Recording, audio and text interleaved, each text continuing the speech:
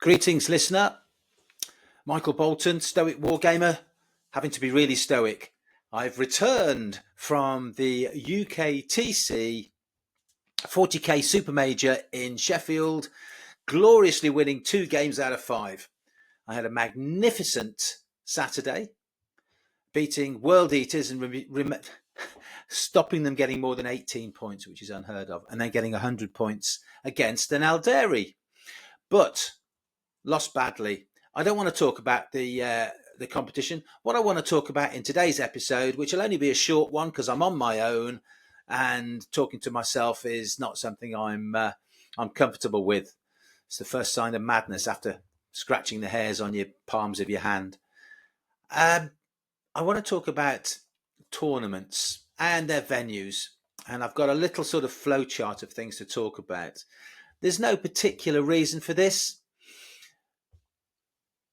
I remember not too long ago, UKTC started up, Zach started it, all the terrain was the same, it was well organised, and we were all 2 or 3 years ago going, wow, this is fantastic, terrific, amazing. And to be honest, it still is in its way. However, I have noticed, and I may not be alone here, I think, that the UKTC format of events is samey, which is fine because knowing what you're going into, especially in a tournament venue, is terrific. Yeah, you know, if it was tennis, you wouldn't want to have different sized courts wherever you went. So I'm actually quite enjoying that bit. But what I noticed is it seems that there are a lot of people playing in an uncomfortable environment. Often the tables are close together. There's not enough room to put your stuff. It's very often quite loud because it's in sports halls with no sound dampening, no carpets, no soft furnishings, etc., etc. So it can get loud. And for somebody of my age whose hearing is not brilliant at the best of times, it can be debilitating. Having to ask your opponent several times what they've said is difficult. It slows the game down, and it makes for sometimes a level of understanding that it is uncomfortable. So I sort of looked at that and thought, yeah, that's great. Then prior to going to the event, I'd arranged to have a chat with a few friends, some from overseas, some from the UK that I don't see very often. And there simply wasn't enough time to have a conversation with anybody. I thought it was difficult. And I think some of that comes down to BCP, the placings software that we all use nowadays, because as soon as all the scores are in, the pairings can be uploaded. And then guess what? Everybody rushes back to the tables to carry on with the next game. So where there may have been 40 minutes for lunch, whatever, now there isn't that much time between, because as soon as the last player finishes, the pairings can be up and people want to start early to get more time in, perhaps, or maybe finish the last game earlier. But whatever it is, hardly any time to talk, unless you finish your game very early, of course. And if you finish your game early, it's not always the case that the people you want to talk to have finished their game early. So sometimes it feels as if you arrive, you play your game, you play your game, you play your game, you go back to your hotel with the people you went with.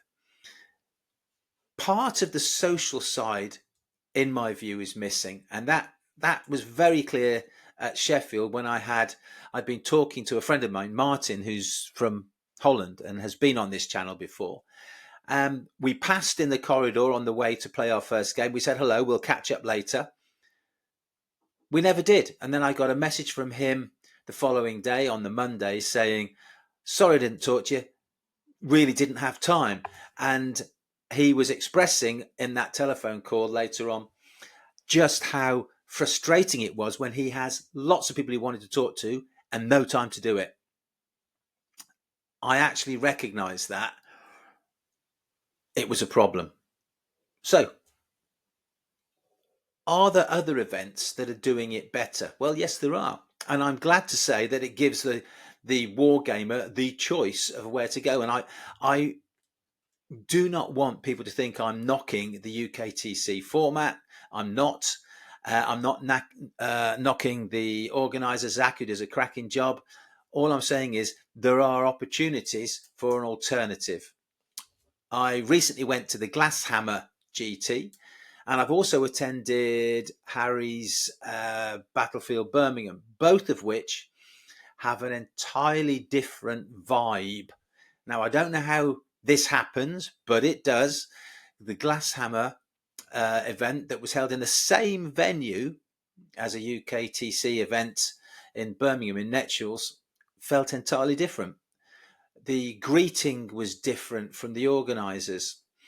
The tables had a lot more space. You could walk around every table at the Glasshammer GT. Now, that might not be the case going forward, but it made a huge difference. Fewer people, fewer paying customers, so maybe not as much profit, but much more comfortable, much more enjoyable experience for the player. And I think players should be allowed to choose the kind of events they go to, and they should not all be crammed in with 6 inches of space at the side of the table to put your stuff on, and in sports halls that are so loud you can't hear each other talk. So there should be options. And the Glasshammer format was really very good. They also had different prizes, and not just for painting, and for the the head honcho, the number 1, 2, and 3. There were uh, prizes for detachments and for the different armies and the different factions. So that was, I thought, really nice as well, because it was more inclusive. Now, what else was there? Battlefield Birmingham, another terrific event, slightly smaller. I think they do 60 to 80 players. But again, the vibe is much more relaxed. It's cheaper than the 60 quid you pay for the UKTC event. Not only that, but it includes a lunch. My God, you get a significant, substantial lunch. And that is, although there are and although there is BCP and you can go and play, because the lunch is provided, players tend to go and hang out and have the lunch. They'll sit around, have a chat, a drink, and it gives you time just to have that 5 minutes with a number of people, rather than having to rush off, queue up for a food van, or run 15 minutes to the nearest Tesco Express to get a curly edge sandwich and a bottle of Coke, and then get back and get straight into your game. There's an option there. So I'm not knocking anybody's. I'm just saying that players, I think, need to look around and see what kind of events suit them best. Personally, I would like to have maybe shorter games. I don't know how we do that, but that would may give us a bit of a chance to socialize.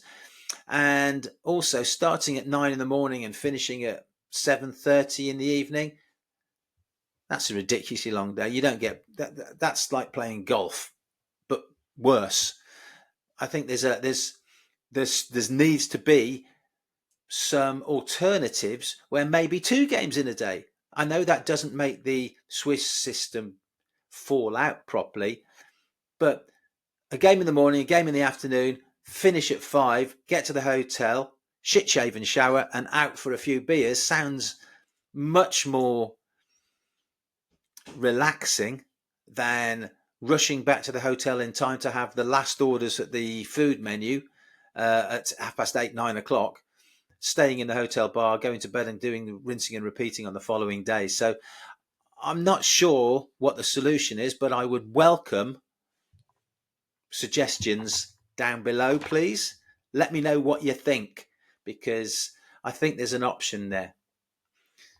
Moving on from making the event a bit more enjoyable. We've talked about noise. That can be, fewer people in a hall that may, God forbid, have carpet. Carpet would make a massive difference. And in one of the events that we went to last year in the UKTC, in order to protect the floor, they'd put a soft covering over the parquet, and that simple thing made a huge difference. Curtains, netting by the side of at the side of the hall, huge difference. Little things like that can go a long way. More space, less people, profit margins eroded. I don't know how people feel about that, but it's a game that we all go to, and it's not as if there's a lack of players wanting to go. Yeah, you only have to look at some of the big events, and there are hundreds going. The WTC coming up next month has got 40 teams of 8 playing, plus 500 players separately in the singles. That's a massive event, absolutely massive event. So there's demand, but let's not provide, or let's not even think that a one size fits all, because it doesn't. And we need to keep those other options open. What else makes things different? Well, the vibe provided by the organisers. Zach, bless his cotton socks, great organiser, but I don't see him working the floor. I don't see him going around talking to individuals and making an effort to get out there, hear what they have to say. He does do feedback, absolutely, and there's no doubt about that. And he does talk to some of the top players, clearly. But I think there's more to be said for that. And some, the referees, some of them are more approachable than others. The Glasshammer event and the Battlefield Birmingham events, which are the other two I'm referencing here, the organisers, Dan and Manny, were amongst the players all the time, talking, chatting, listening to what they had to say, having a joke here and there. It changed the atmosphere significantly. At the Battlefield Birmingham event, Harry's there all the time, wandering around, helping. It sets an atmosphere, it sets a tone, and I think those are the kind of things that you need to be aware of. And if someone said to me, which event would you recommend I go to, I'd ask them what kind of games they were looking for, how competitive they were, and if they were like me and wanted a bit of social, a good value, a comfortable experience, I wouldn't suggest the UKTC. I go because I want to be competitive, but that doesn't mean I can't be competitive in comfort somewhere else. So moving on, what else is an issue? Well, all of this also brings to mind the point that the good players always win. And that's fine. The good players do win because they get more reps. They're more skillful. They know what they're doing. That's great. There is so much discussion about lists that you can take, and this is the meta list, and this one's winning 48% of its games or 56% of its games, and Thousand Sons are better than this, and at the moment Sisters are broken, and blah blah blah blah blah. Doesn't matter. At the end of the day, the same semi-professional players win. And these are the guys that we're talking about that go to WTC. And I know a lot of them have been on the channel, and they are great guys. But I wonder if more choice would be provided to the average gamer if we had some kind of, let's say, a league system. So you go to an event, people in League Division 1, they know who they are. Play people in League Division 1, and people in League Division 2 play League Division 2, play people in 3 and 4 play each other. And guess what? They can be promoted either on a rolling basis, because we capture live real-time data, so that the next event they go to, they may be in a different league or in a lower league, depending on whether they get promoted or demoted. Or you can do it at the end of the year, but I prefer to do it on a rolling basis. Oh, we can't do that, it's too complicated. No, it's not. all that data, if you use BCP, is there. It's there for anybody to access and to say, yeah, these players at this event are League One. They may not be in League One if they go to a different event with different players, but at this event, League One is this top 20 players, League top 40 players, say. You get 200 players, you split it up into 4 leagues of 50, 50, 50, 50.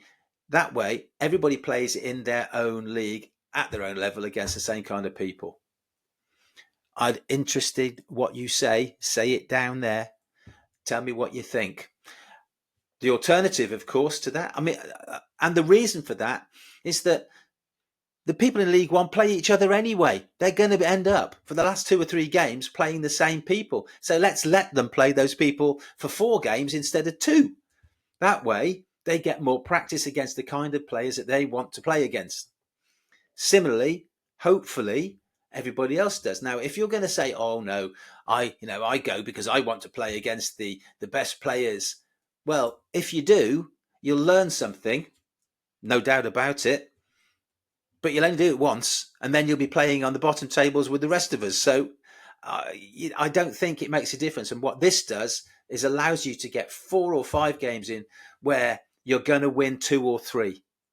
That's what I'm hoping for. Okay, what else? How else could you do that? Well, with real-time data, I suspect there's a way that you could provide some kind of handicap. Now, there are people out there who could probably give me some ideas of how this might work, but I was thinking, you could follow the golfing example and provide people with shots. So people start a game and maybe they start with an extra 20, they start with a lead of 10 points, depending on who they're playing. If they're playing the number 1 player in the country, you might get 20 points. If you're playing somebody who's just above you, you might get a point. I don't know. There's loads of ways to do it. Let me know. I've got no idea. But that might lead to something that is a little different. One of the things that struck me about going to the events over the last couple of years is that I've been doing this for, getting on for 40 years now, going to competitions. And they used to all be different. Some of them you had to take your terrain to, for God's sake, and you never knew what you were going to get. And some of them were in crappy locations and some were in good locations. But now, with the advent of semi-professional gaming, shops, semi-professional people who actually put on these kind of events, I fear we're in danger of getting quite samey tournaments. So even the events I've talked about, they're all 2,000 points. They're all 3 games on a Saturday, 2 games on a Sunday. They're all played the same way on the same tables using Games Workshop's bits and bobs and blah, blah, blah. Surely there should be alternative options out there for players who want to just, not every tournament, perhaps just one tournament every 4 or 5, want to go and do something different. Is there a 1,750 points where you play 3 games? Or is there a comfortable tournament where you only play 2 games on a Saturday and 2 games on a Sunday and have a nice piss up on a Saturday evening? Where are the options for people who want to play and socialise? Where are the people who want to play Combat Patrol, for example? Where's that gone? Where are the people who want to play, I don't know, could you get in 4 1,500 point games? I don't know. Where are the options? Where's the creative thought into what a tournament should be like, other than same old, so that we basically produce cannon fodder for the good guys, the really good players, to practice against, so that they can get to the WTC, Team England, Team Wales, Team Scotland, Team Bolivia, whatever it is, and play against the same people that they're going to play against at all the events they go to anyway. So I'm not knocking anybody. I'm just talking about, I'm beginning to feel a little bit jaded about going to events that are all the same. Come on, let's start thinking about how we can indulge our 40k tournament itch. How do we make not all the events? How do we produce some events that are a little bit different, that add something new, something that when you go, you don't, there's a sense of anticipation when you go to events. And that for me is waning, because when I go, I know exactly the format. I know where I'm going to walk in. I'm going to look at my phone. I'm going to go to my table. I'm going to put my army down. I'm going to play 3 guys. I'm going to have 3 reasonably adequate games that I enjoy. Even if I lose them, I'll enjoy them on reflection. But it might not be in the best venue. It might not be comfortable. But whatever, whether it's comfortable or not, I know exactly what's going on. There's no sense of adventure. There's no sense of the new. And I want somebody to say, let's do something different. We're going to play 40k, but we're going to do something different with it. And here it is. You know, I've said enough now. I've said enough. I hope that maybe I've prompted a couple of people to start thinking about things. I would love to play Combat Patrol. No one else wants to. So maybe we can play some lower points for full 40k and get a couple of extra games in across a weekend and still have time for a social. I don't know. It won't help. Will it attract the same number of players as the 2,000 point ETC, WTC, world class, semi-professional and professional players go to? I doubt it. But is there a place for that? Well, you tell me. And on that bombshell, see you on the ice.